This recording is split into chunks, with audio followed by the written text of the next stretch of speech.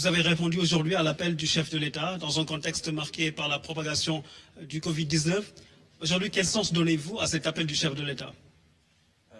Merci beaucoup.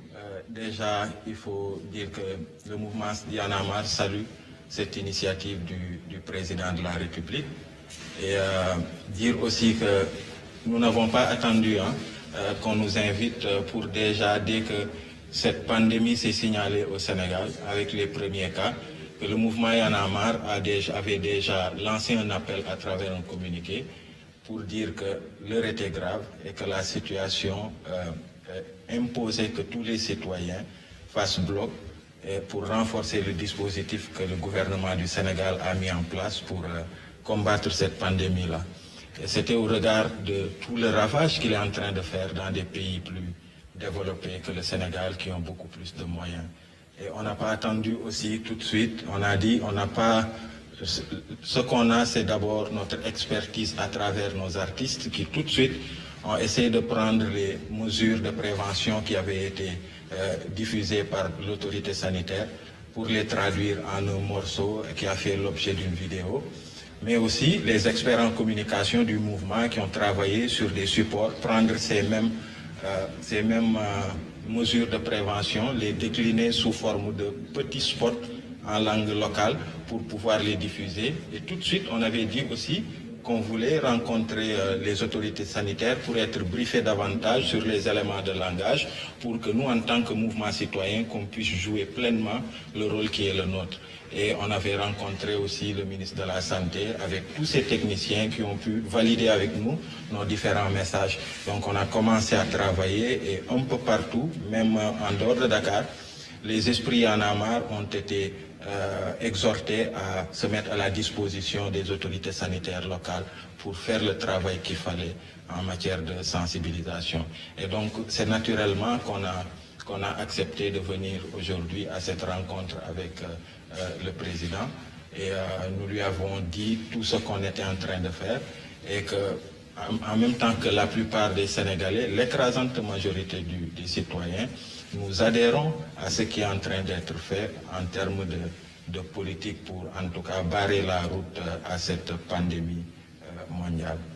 Nous avons beaucoup discuté de tout ça, mais en même temps aussi, Y en a marre, en tant que mouvement citoyen, mouvement social aussi, qui est préoccupé par l'impact que ces mesures ont déjà sur la vie des citoyens et même dans le futur, déjà sur la question du transport. Et il nous a rassuré déjà qu'il y a des mesures qui sont prises pour faciliter le transport aux Sénégalais. Parce qu'il y a le couvre-feu, beaucoup de Sénégalais veulent respecter ce couvre-feu pour beaucoup, mais ils ont des difficultés de mobilité. On les voit très tôt le matin vouloir prendre des cars alors qu'il n'y en a pas assez.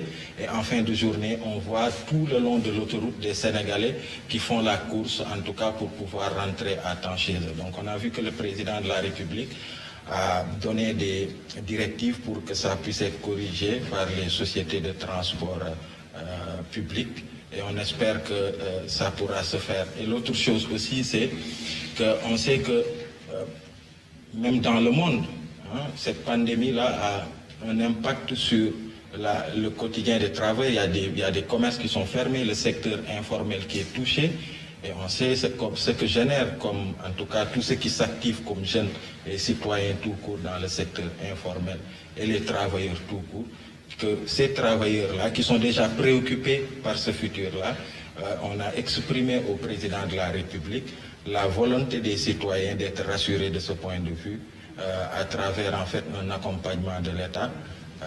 Nous avons proposé des choses concrètes, comme par exemple sur les 3 mois qui arrivent, que le gouvernement du Sénégal puisse prendre en charge en fait les factures d'eau et d'électricité des Sénégalais pour soulager les familles.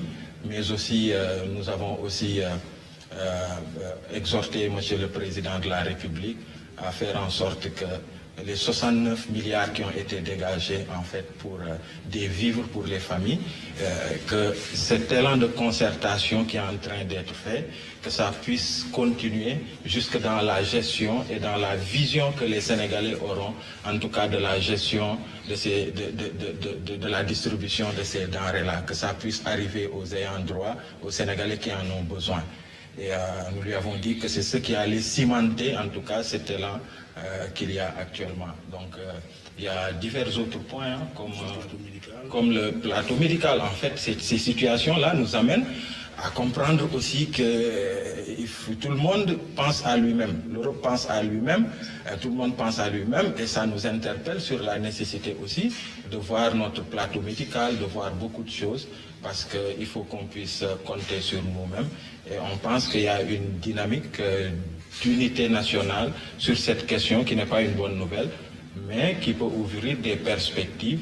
Et ça, c'est à l'État de fixer ce cap-là et d'accompagner les citoyens vers cela. Donc, est-ce qu'il y a d'autres propositions? ci wolof rek Aliou Sané nga jiite donc. ñu bàyyi Thiat mu voilà. Thiat mooy pour la version. voilà.